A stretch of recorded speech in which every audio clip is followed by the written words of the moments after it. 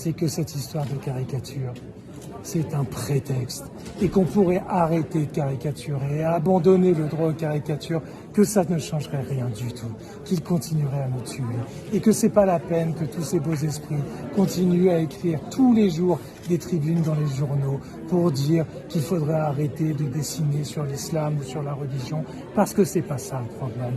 Je l'ai dit, en Autriche, il y a eu un attentat. Il n'y a pas de Charlie Hebdo en Autriche. Il n'y a pas de caricature en Autriche. C'est un pays qui réprime le blasphème. C'est même pas un pays laïque. C'est même pas un pays à passé colonial. Et ils ont des attentats. Et au Mozambique, il y a quelques semaines, on a décapité 50 jeunes musulmans. Et c'est Al-Qaïda qui l'a fait. Ils n'étaient pas en train de dessiner le prophète et de lire Charlie Hebdo.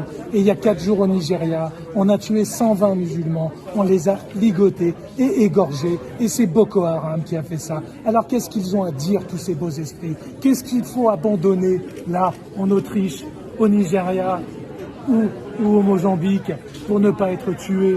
Qu'est-ce qu'on doit abandonner? La liberté, l'égalité, la fraternité, et ça suffira pas encore. Et depuis 2006, on nous explique qu'il faut arrêter de dessiner, qu'il faut arrêter qu'il faut abandonner notre liberté d'expression. Mais c'est pas ça le problème. Le problème, c'est ce que nous sommes. Nous sommes l'autre, avec un autre universalisme de raison et de liberté, et ils ne le supportent pas.